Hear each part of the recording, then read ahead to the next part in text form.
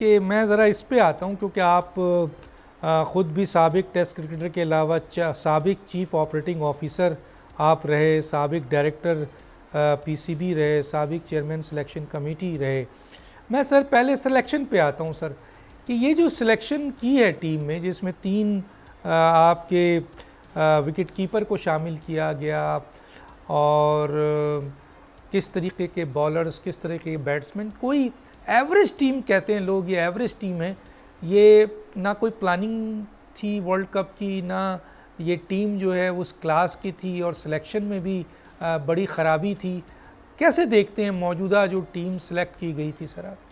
देखें जी, world cup एक premiere tournament है और इसकी तैयारी टीमों ने, इंग्लैंड ने तो तैयारी लास्ट वर्ल्ड कप से शुरू कर दी थी। जब लास्ट कप में वो आखिरी नंबर पर आए तो उन्होंने तैयारी T20 की उस वक्त शुरू कर दी थी।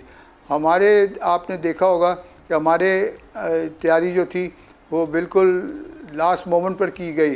रैपिड चेंजेस किए गए मैनेजमेंट में, क्रिकेट बोर्ड के रैपिड चेंजेस किए गए, कोचेस में रैपिड चेंजेस किए गए, सिलेक्शन में रैपिड चेंजेस किए, कप्तान में। तो जब आप किसी भी इदारे में इतने चेंजेस करेंगे तो उसको आप अच्छी प्लानिंग तो नहीं कह सकते। उसको तो आप ऐसे देखेंगे कि लास्ट मोमेंट पर ये तैयारी की गई है। और आप इसके रिज़ल्ट्स भी आपने फिर देख लिए कि रिज़ल्ट ये हुए कि हम USA की टीम से हार गए। तो हर काम के लिए तैयारी करनी ज़रूरी होती है और जब तक अगर आप तैयारी नहीं करेंगे तो आप कुछ रिज़ल्ट्स नहीं ला सकेंगे। तो आपने तो तैयारी 2-3 महीने पहले की। कोच तो आपका जो था वो अवेलेबल पहले नहीं था, वो 15-20 दिन पहले आया, ज्वाइन किया उसने टीम ने।